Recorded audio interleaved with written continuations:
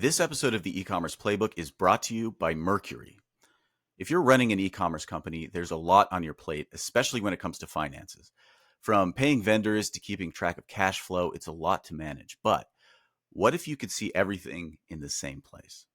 Say hello to Mercury, the financial software company loved by over 200,000 startups and small businesses that gives you full visibility into your business's finances.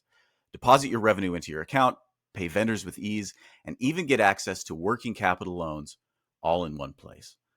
Learn more about how Mercury can help your e-commerce business at mercury.com/thread. Hey folks, welcome to the e-commerce playbook podcast. I'm your host, Richard Gaffin, Director of Digital Product Strategy here at Common Thread Collective. And I'm joined, of course, as I always am. New day means, of course, a new camera angle for him. It's Mr. Taylor Holiday, who is the CEO here at Common Thread. Taylor, what's going on today, man? Nothing, man. Yeah, I'm playing around with it, Richard. We're playing. I got Mickey coming into town today. We'll probably set up a couple of new angles, new lighting, new background. Just try it out. But yeah, I'm excited today to talk through. Today, you and I are going a little philosophical. We do a lot of practical, but there's a subset of our listener base that likes it most when we go philosophical. At least two people I know of. So for you two, today's episode's for you. Yeah, there you go. And it's my favorite place to go to. This was pretty on brand for me. But I mean, one way to set this up is that there's obviously a full house at the office today. A bunch of employees are in town for a summit, talking about various things in terms of strategy for the upcoming or for the remainder of the year. Yep. And what we wanted to talk about today, we're kind of maybe framing it as kind of, in some ways, like a hard pitch for, hey, here's a reason you should come work at CTC and maybe be at one of these summits in the future. Yeah. But thinking about it in terms of a larger question about how as an employee you can affect change within an organization. So why don't we kick it off with give me some context, Taylor, about how this kind of conversation came up and maybe the context. Yeah. Okay. So stay with me on this journey we're about to go on together. So we were in our company meeting today celebrating that August was the best month in CTC history, which is really cool and a testament to a lot of people's hard work and effort. But it's been a paradigm shifting result. Like the outcome in terms of the efficiency that this organization operates within is sort of outside the bounds of what I thought possible. Like I didn't ever set this as the standard for us because I didn't in my head have the sense that this was actually a possible result. And we were reflecting on how this is a thing that often when we come into work with a client, we're actually introducing a new mental model into the organization. It's not tactics. It's not software. It's literally a new mental operating model for how to run a business. That's primarily when we get brought into as CTC, we're pulling out one hard drive and inserting a new one that is the entire way in which the organization thinks about itself. And we're able to do that because we have context in terms of what's possible in e-commerce. We know that you don't have to sacrifice first order profitability to spend money on advertising and grow. And for some organizations, they've been doing that for so long that that's just like that belief doesn't exist within the context of the organization, and they need an external change factor to produce it. And so this morning, Peter, who's one of our longest employees and is in town for the summit, he and I were just sort of talking of like, why does that happen? And why is it so hard for people to affect change within their own organization? And why does it have to be external? Why does that have to happen that way in order for it to occur? And so I think that's a little bit of the arena that we're living in, is that CTC's lived reality is that we come in to affect change all the time. But what that means is that you, especially our roles as the growth strategists, the primary people who are instituting this new ideology into organizations, have to push against a lot of resistance to affect change in a context. And if I were to think about the ultimate career development skill, the one that will make you the most valuable person in the history of your career, is that you individually can produce an outcome or change inside of an organization for the positive.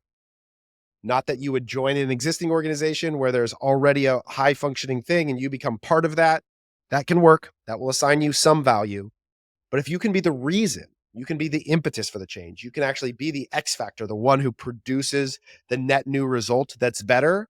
That's the most valuable thing you can become, as a person who does that everywhere they go. And I actually think that's what we teach people to do, is to become that thing. So let's talk about, like you began setting this up by talking about a shift within CTC itself. So maybe it would be helpful to go back and talk about your lived experience, let's say, of actually executing that mindset shift, and talk to us a little bit about how that happened. Yeah, I'd say there were two things that caused a dramatic change in the way we behaved at CTC. One is about the underlying ownership structure of CTC. CTC was a part of an organization called Dream Labs, which was a group of partners that owned a number of different assets. You've probably heard us talk about 4x400, the company that owns brands. We own a 3PL company called Left Brain Logistics. We own commercial real estate. We had investments and we held Bitcoin. Like there were all these assets that were held by Dream Labs, including Common Thread Collective.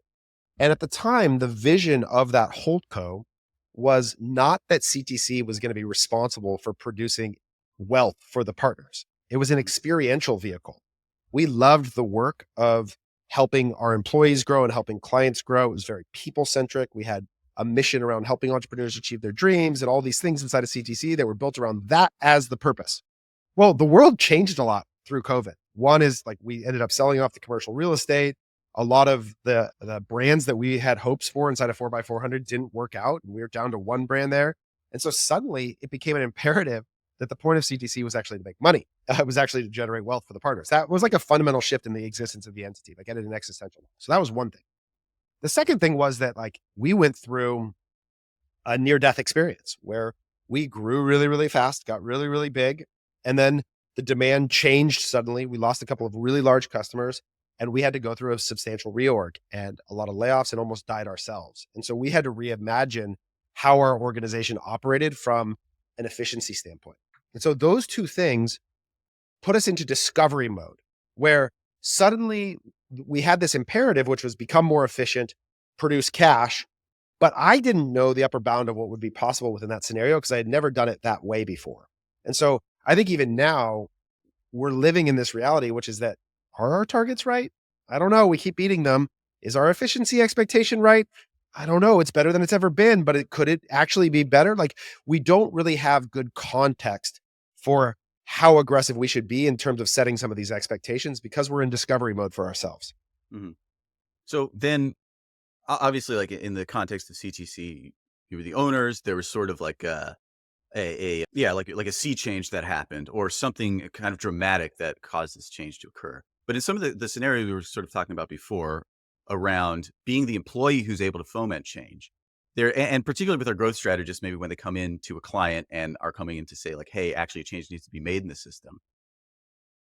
Is it, I may be wrong about this, but it's not necessarily that the client is in some sort of crisis situation or the organization is in some sort of crisis situation. You need to be able to step in and make that change without there necessarily being external forces telling everybody change needs to happen. Well, so that's a great, ideally you could do it without them, but it's much easier if they exist. Yeah. And I would say that generally people come to us because there's some modicum of dissatisfaction with their present reality, right? And that runs the spectrum from, I think I'm going to die, I need help, to I wish I was growing more, to I think we could be more efficient. But people don't seek out a new vendor usually unless there's some impetus for change, unless there's some dissatisfaction that exists. So more often than not, we are being brought into less than ideal scenarios. And that's why we exist. And so I would say we are partnering with the externality to help drive change. And the more conscious the person is of that reality, the easier it is to introduce the change. Sometimes we have to help convince them of it. And other times they are bought in entirely. Yeah. From paying vendors to managing cash flow, you've got a lot on your plate when it comes to your e-com business's finances. But what if you could manage them from one central dashboard? Say hello to Mercury, where you'll get a fuller picture and greater control of your company's finances. Deposit your revenue into your account, pay vendors with ease, and access working capital loans all in one place. You can even consult with an e-com specialist to help you maximize your use of cards and capital. Learn more about Mercury at mercury.com/thread. Well, okay, so the interesting thing to pull out then is that the externality needs to be partnered with in order for something to happen. Because a lot of the time, let's say a client comes to us or an organization is in a situation where they understand that something is wrong or there is some sort of crisis moment, but they also seem to come in with an attitude, let's say, that we actually don't think that this can get better. Maybe we feel that it could. That's right. How does that get overcome? Well, so inside of the organization, you suffer this local maxima problem, which is that your own data becomes too real to you. It becomes too big of a part of your understanding of the world. And I watch this for every brand founder. This is why brand founders are horrible at giving advice generally. And I mean this from like all the people that you listen to in the podcast world. Every brand owner suffers from a disproportionate weight of their understanding of the world through the lens of their individual business. It's just impossible not to, because they don't see enough things, and what their lived experience is too real for them. It's too much a part of the bigger story and doesn't apply specifically enough to you. And so when that's bad, you just sort of accept that that is the way it has to be. It's very hard, unless you have a good reason to believe that it could be substantially different. And in many cases, that's the context that people lack, is they don't actually know the upper bound of possibility. They don't know that running at 7% net profit is not actually necessary, that you could run at 20 or 30 or 40. I get that there are businesses where that is possible if you built and oriented around that desired outcome. But when you're inside of one thing, it's very hard to have really broad context for the bounds of possibility for every individual action you're taking. So let's say like one quality that you might need is to gather context. I suppose that's like part of it. But maybe let's dig in then to the factors that go into becoming an employer, becoming a person that's able to create change within an organization, and kind of dig a little deeper on that. So let's say, what's one of them? So you have to embrace conflict. Okay. Change is in many ways a descriptor. There are words that are synonymous, like change and conflict are the same thing. And if you aren't willing to upend the status quo in some way, or that's a risk to you, or you see it as a risk, you will not be a change agent. Because one, there are a lot of people for whom the idea of conflict generally is not desirable, is that they would prefer to exist in harmony at all times versus create this constant annoyance that's like this provocation towards something different than the present state. That often takes political capital. It takes emotional energy. And that I've seen be enough for people to just remain the same, is that it's actually easier to not be argumentative, to not point out things when there's problems, because that might put somebody around you at risk because they made a mistake, or that they're not doing a good job, or it might require you to say to your boss that you think they're headed in the wrong direction or their decisions aren't good. Those are hard things to do as an individual employee, to stand up and be willing to resist in that way. And you have to have a level of confidence in it. Like, so you have to believe in yourself enough to act in the resistance to it. So one of the things that I feel that has given me like the immense freedom to be that kind of person is that I've just seen enough that I know I'm more right than most people as it relates to this topic. And this is something I tell to our growth strategists a lot, is that your level of confidence in resisting or entering into conflict will always have to do with your own preparation. Is that how much have you spent the time to be really clear about the idea that you're suggesting and how right you are about it? And it's funny. So I was just up at Driveline. We're going to go on tangents today, but stay with me. So Driveline, you guys have heard me talk about this before. They're run by a guy by the name of Kyle Bodie. And Kyle is this like enigmatic character who's an engineer in the baseball sports world that processes in this way that like he talks very fast and he's like very thoughtful and he's good at arguing and he's cares a lot about the truth and moving towards things that are accurate and right. He and I got into this long debate when I was up there. And at one point he snapped at me kind of hard. And he said like, I don't care if you say it, just don't be wrong.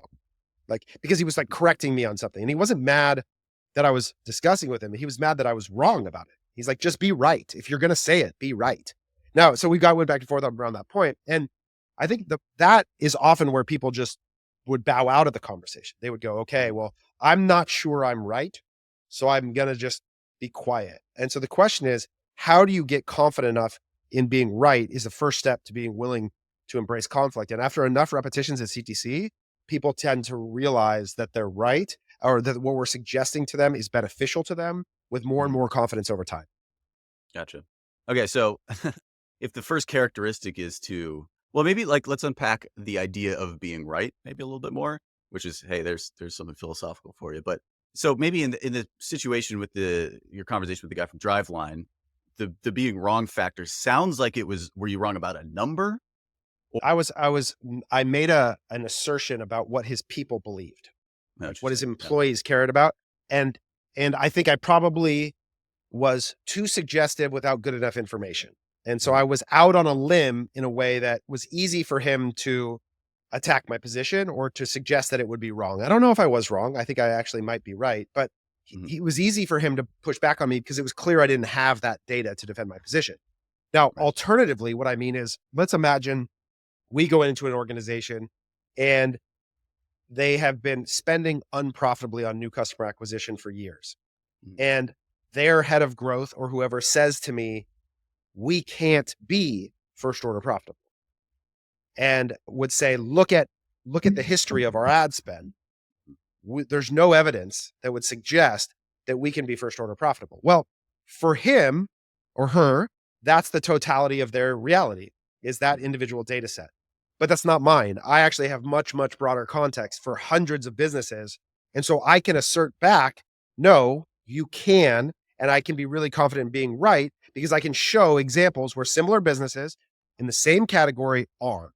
And so he's not representing the actual bound of possibility. He or she is representing a very narrow view that I actually think is the problem that needs to be reconstructed. So that's an example where the breadth of my context and experience allows me to assert with confidence that I am right about what is possible here in a way that they may not yet understand or believe. Gotcha. So how about situations where, because in the workplace, a lot of the time, I think what I find is that nobody is really sure. Like we sort of all have maybe an equal pool of experience to pull from. And we maybe want to make a specific decision, but the right answer isn't so clear. But at the same time, you want to make an assertion, you want to back it up, you want to defend it. If the alternative is stasis or inertia, you want to make a choice of some kind, regardless of whether it's right or ends up being wrong, because you can't really know. So in those situations, or maybe how does that play into this? Yeah. So you're describing, so this is so good because the first thing is confidence that you're right. The second part is willingness to be wrong. So I will often joke that one of the reasons I think Andrew is a good growth strategist is because he's like borderline narcissistic in the sense that like he always thinks he's right and he's willing to be wrong about it and doesn't really care. And I say that jokingly. I think Andrew's a great human, not a narcissist. But the idea is right, which is that like one of the things is that whatever the cost of being wrong is, you are able to cross a threshold where you can accept that consequence relative to the percentage likelihood that you are wrong.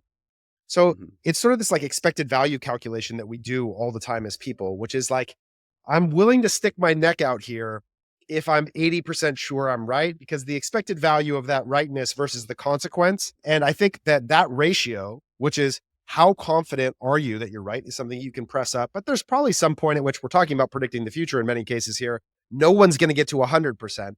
So then the other thing is, what if you're wrong? And so one of the things we have to create, and any organization has to create, is the kind of culture that encourages being wrong in that way, which is being wrong and accepting of the responsibility. So one of the things I'll say a lot is that I am desperate for employees that come to me and say, put my neck on the line for this big outcome and give me the authority to make all the decisions along the way.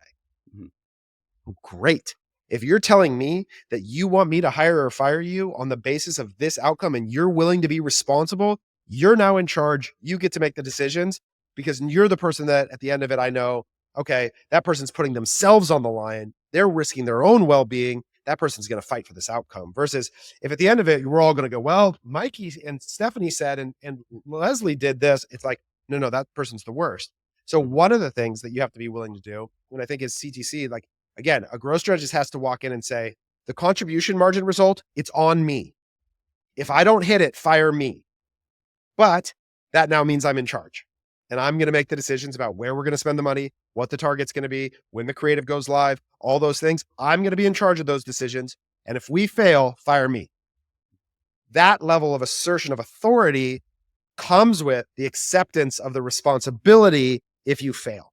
And that's the kind of thing that's required too to be a change agent is you need both authority and then you probably need accountability in both cases to become that kind of person. Yeah, no, that's interesting. And I think maybe it's important to point out too, that oftentimes like the type of decision that needs to be made to implement change isn't necessarily like fireable one way or the other. either, right? Like, it's not necessarily like, hey, we're going to miss contribution margin goals. It could be like that the consequence of this, and I feel like oftentimes this is the case for me, for other people I've talked to, that the consequence of me being wrong is that people will think I'm dumb. And not so much. And one thing that you learn, and that I've learned through experience, and just an important part of this, is like people thinking you're dumb actually doesn't happen that much. And even if they do, they probably won't say it. And the actual consequence to you is actually very slim. But to be able to separate your identity from the decision, I think is incredibly important as well, regardless of how big or small it is. And you might not actually be clear on whether they think you're dumb now or not. So like you might not actually be risking anything. They might already think you're dumb. But here's the other thing I found is that the exercise of forecasting and then actualizing against the thing you've stated into the world is actually a really good discipline, because it forces you to deal with and think critically about why you think that thing's going to occur, to reconcile it and guess again, and reconcile it and guess again, and reconcile it and guess again. And we do this. So every month we do this for hundreds of brands. We guess, and then we guess again, and then we guess again, and then we refine and we guess again, and we refine and we guess again, and we refine and we guess again. And that's actually the most powerful part of the whole process, is that we are 1,000 guesses ahead of you. Mm-hmm. In order for you to get to the spot we are, you have to start guessing. And if you start guessing today, the amount of guesses you're going to take, you're never going to catch us, because we're widening the margin on you because we're guessing every month. And so building those kinds of systems where you do become accountable for an outcome is another part of the process where, again, why is it so valuable to come to CTC? Because you get to guess every month across lots of different things. You get to find out if you're right, and then you get to guess again, find out why you were wrong, and you get to change it, and then you get to fix it. And then, oh, that worked better than I thought. So if I could do those kinds of things, I beat the model. And if I do these kinds of things, I miss the model. How can I do more of those kinds of things? And you begin to pattern match in a way that like you cannot create for yourself that kind of environment inside of one brand. You will get such disproportionately less experience doing that in one place. And you actually accrue what I call experience debt, which is that you actually extrapolate too much meaning on your individual experience. And it becomes, you actually become a person that is way less effective because you assume your individual experience is like too many other places. But in an agency, you learn that that's actually very rarely the case, that there's very rarely the same experience applied broadly that equals the same result. And so you don't suffer that same thought as you go into your next experience. Yeah. So, I mean, yeah, we give our people the opportunity to have thousands of reps of being wrong, which is equally as important as having thousands, or maybe more important than having thousands of reps of being right. So, but part of the reason that we can do that is that, in a sense, CTC is this pretty safe place to be wrong. And in fact, that's been my experience, is actively encouraged to take that swing and to go out and, and obviously and fail where it's useful to you. Right. But yeah. So how about for people who are not, I mean, and I guess this is partially a pitch to just come work with us because we'll help you do this. But let's say you're in a scenario where that's not necessarily the case, which I feel like is the case in a lot of organizations. How do you change the way you approach that?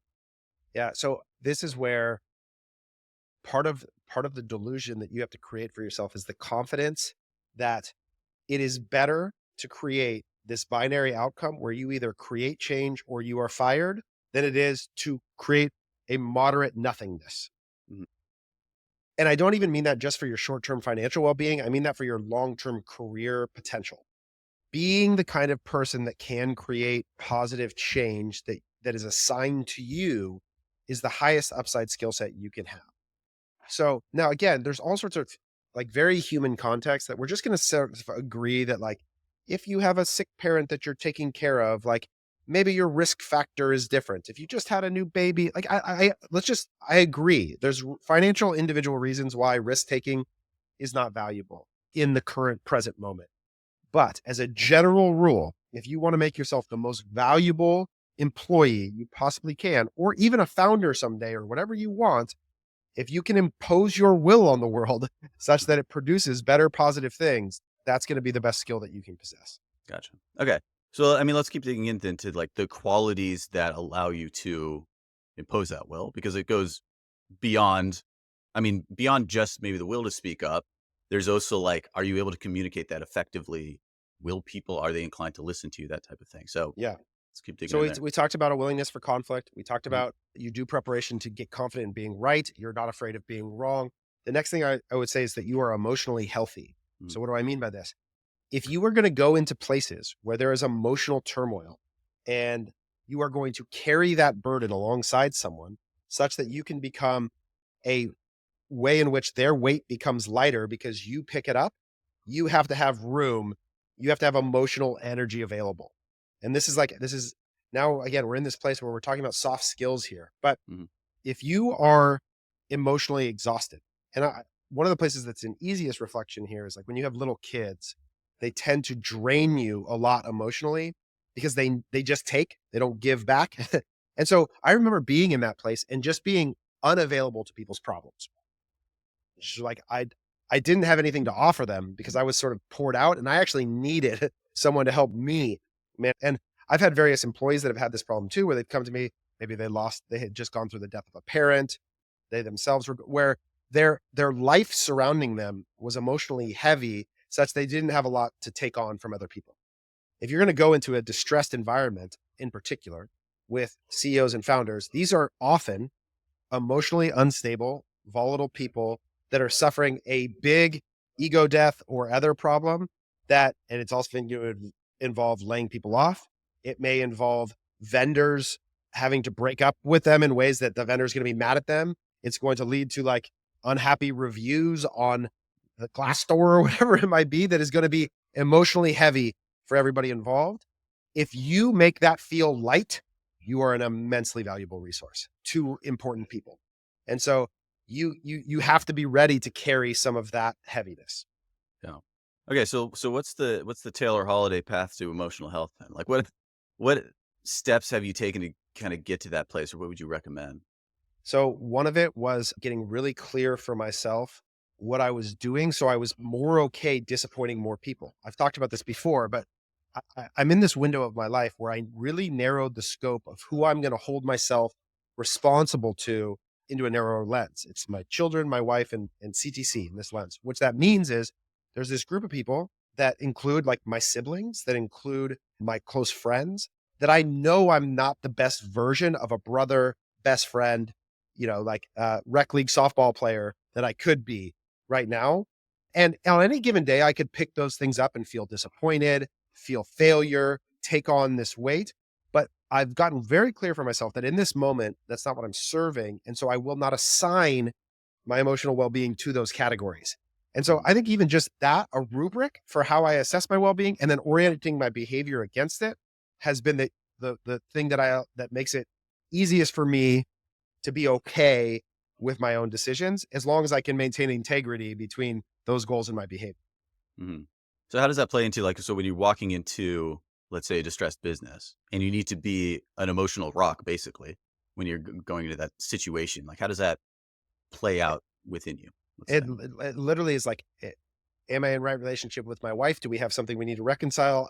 Are my kids doing okay? Are they well? And how is CTC doing? And then in those spaces, if I need to resolve any of those, the resolution of those problems prior to entering into that space would be well off. Here's another one. This is like going to be a little, I'm just going to say this just because it's you. Okay. The other thing that's been really helpful is letting go of religion has been created immense emotional capacity where I no longer, that was a huge burden of things I should be doing that I now don't carry. And so that has been hugely, hugely relieving to my emotional well-being. So there's probably a longer pod there that maybe you and Andrew will do one day, but that's also been, sure. Again, it just comes down, what is the rubric that I evaluate myself against it of whether I'm okay or not? And the smaller that list got, the easier it was to be okay. Yeah. Well, a part of it is it's paring down the number of consequences to your actions, I think, is kind of part of it. That's right. That's right. Is this going to piss off my wife, my kids, or CTC? If you have it kind of pared down to those three things, then whether or not it pisses somebody else off doesn't really matter. And that's right. The religion thing brings that to mind because a lot of behaviors become, is this going to be eternally consequential for what I'm doing? Exactly right now? right. Which is a huge emotional weight. So that's exactly right. Yeah. And I realized I had all these emotional weights that were like, just really, that every decision went through like 17 checkpoints. And inevitably one of them was like, bad decision. Like inevitably somewhere along the line, it disappointed someone. And it was like, therefore I made no good decisions ever. That's exhausting. That feels like just constant failure. So I think that's part of it. So again, what I've found is that our best growth strategists are emotionally healthy people. Yeah. They can go in And because the other thing that it requires is that you can like close your laptop at 5 o'clock, and that there's somewhere where an organization's firing people, and that it's in utter chaos, and it might die and you're okay. Mhm. And that like you can go eat dinner and laugh and watch a football game and have fun. Like that you don't walk around with that all day long for the 7 clients that you're serving. You understand what your role is in that relationship, and you've fulfilled it, and that you can close it and kind of move forward. So that's another thing that I think is really important. Yeah, no, that's great. I've often thought that like emotional health or sort of like almost having like a Zen stability is, I mean, there's a reason that that's like, whatever Phil Jackson and Steve Jobs or whatever all kind of That's right. end up in that same place where they decide that their decisions will no longer, they won't identify with them anymore, basically. Or it won't be like, I suck if this thing goes poorly. It has to be this thing went poorly and that's external to me in some way. Well, I think that like the simplest metaphor is if you think about the number of comments that you get on your Instagram post, and it's like the more famous you get, the more attention you get, the more people have an opinion of you. Is that like if you applied equal weight to all of those opinions as you progressively became responsible for more things, then you would crumble. And so Mhm. what has to happen is each of them have to matter less in order for it to be sustainable. And so Yeah. as your career grows, as your sphere of influence grows, whether that's as in your career in terms of the amount of responsibility, the amount of direct reports you have, the amount of clients you impact, whatever it is, you have to create a scale that also decreases any individual node's impact on you. Otherwise, it Mhm. becomes unsustainable. And so I think that's like part of the lesson that you go through as you sort of increase. And I remember like the most obvious part of this was when CTC had almost 200 people, like it was like a small city at that. And what that Yeah. means is like you have every human problem. You have relational issues, you have substance abuse, you have like all sorts of imaginable human issue occurs on any given day when you get to a population of a certain size. Mhm. And if every one of those becomes as weighty as if it was when there was 3 or 4 employees, if it had happened, like you would just be spend all day in a quagmire of emotion dealing with human problems. Like that's just what Yeah. would happen. Yeah, no, that makes sense. Yeah, so okay, so let's summarize here real quick, at least where we're at so far. So, talking about certain an experience and a level of preparation to know you're right, to be okay with being wrong. What was the third one again? Well, so emotional health was what we just talked about. Emotional And health then we just discussed. yeah, and then the first one was context, right? Like, so you That's have right. context for what's possible in the space that you're existing in. So you have a broad data set in the way, and then I think that you have a healthy relationship to the idea of authority. So Mhm. a lot of times, our people have to walk in and speak to CEOs and Yeah. tell them what to do.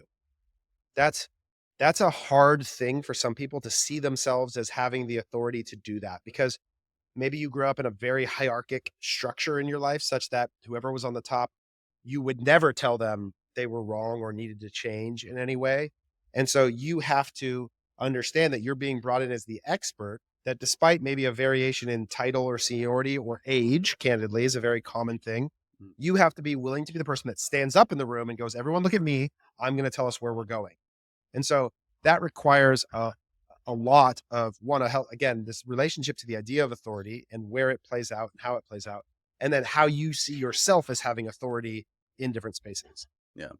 Okay, so I'm curious to talk about then, like, in what ways can this type of thing go wrong? Like being the person who stands up and makes the point and let's say doesn't necessarily have that hierarchical sense of authority, whatever the case may be.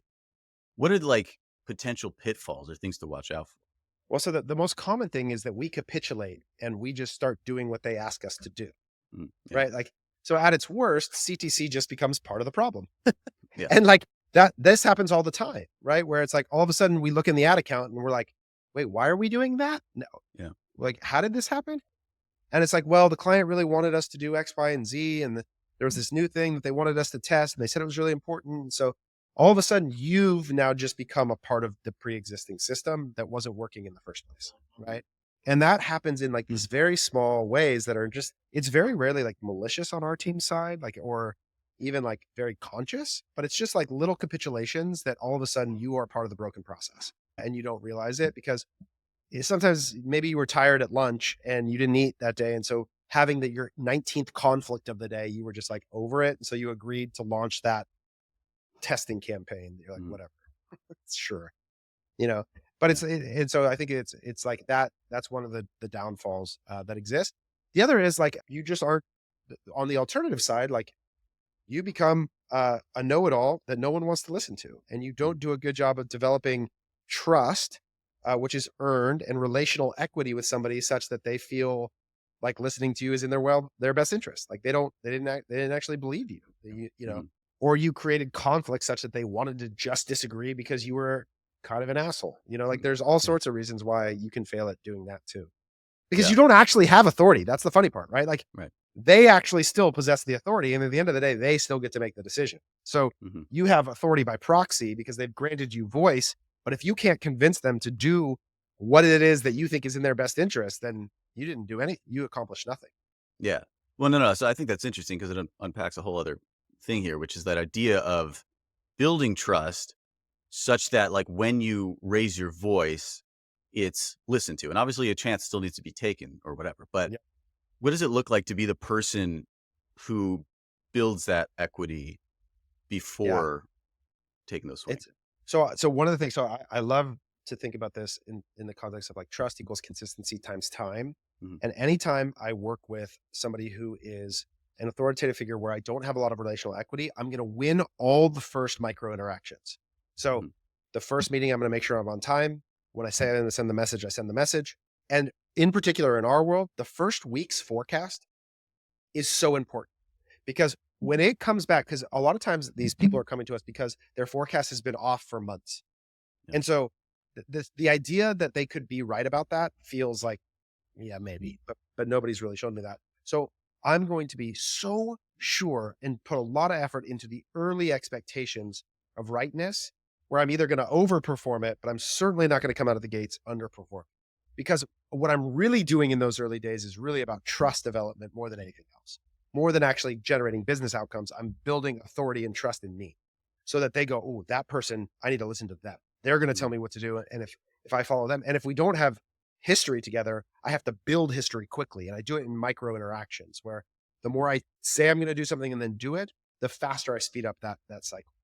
So I was going to add this kind of plays into then like the types of advice that you could give to somebody who's like maybe at the beginning of their career, because like the first couple of points that we made around understanding context, being prepared, those types of things, a lot of them come from experience. A lot of these lessons that you're sharing right now are hard won from having a lot of tries and failures and whatever. And obviously that can't be avoided.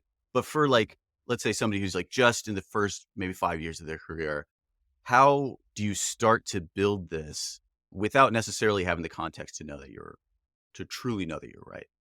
Yeah, it's a great question. I think it's to be around people who have a pattern for being right. I think is one thing, is to try and find people who have been and who show that. The same thing I would say is and one of the ways that you can test that is obviously like the business success in some way, but also I would say that it has to do with their consistency of their word to you. Like, do they do what they say they're going to do all the way to the interview process? Like, when you said you were going to send me an offer, did I get an offer? Was that offer consistent with what you told me? Was the interaction as you said it was going to be? Did you show up on time? Like all those little things that are just micro elements of trust to evaluate the environments that you occupy. And then I think there's about like how much context do you get to sort out for yourself what's true. So I think, again, the reason I think an agency is the place you should start and really spend most of your career is because you will get more information. So I would have like a high preference towards access to information. Where are places where you get to look at 1,000 businesses to try and sort out why they're working or not, so you can build some of your own consensus and conclusions, so they're your own truths, not just something you've read or received, but also your own lived reality. And how do you do that quickly? So like another great example like is this idea that like repetitions really matter, I think is so obvious in like a sports context, but not as obvious in a business context. But the principles remain the same, is that if you want to get really good at managing an ad account, like manage 1,000 ad accounts, right? Like that. And the question is like, well, how do you get access to doing that? And I think that this is one of the unique things about this kind of environment is it's just so good at creating repetitions in ways that you just simply cannot replicate anywhere else. Yeah. So, I mean, I think that's partially creates a good summary of like the thing we're talking about overall here, which is why is it great to work at CTC, which is that it's an agency. So you get that context, you get thousands of reps, you get thousands of opportunities to be wrong, and you're encouraged to be wrong. And and you're in an environment where failure is considered sort of part of the process, and you can kind of learn to grow that way. Any other sort of. Yeah, I would just say, like, things in get its at here? simplest form, if the goal is to become someone who can actually create change, Mm, clients come to us when their trend line is this, and the expectation is that it creates an inflection point and goes the opposite direction. If you join something that's like this and you join here and it just keeps going like that, you will be assigned none of that value. yeah. You may participate in the value, and that's cool.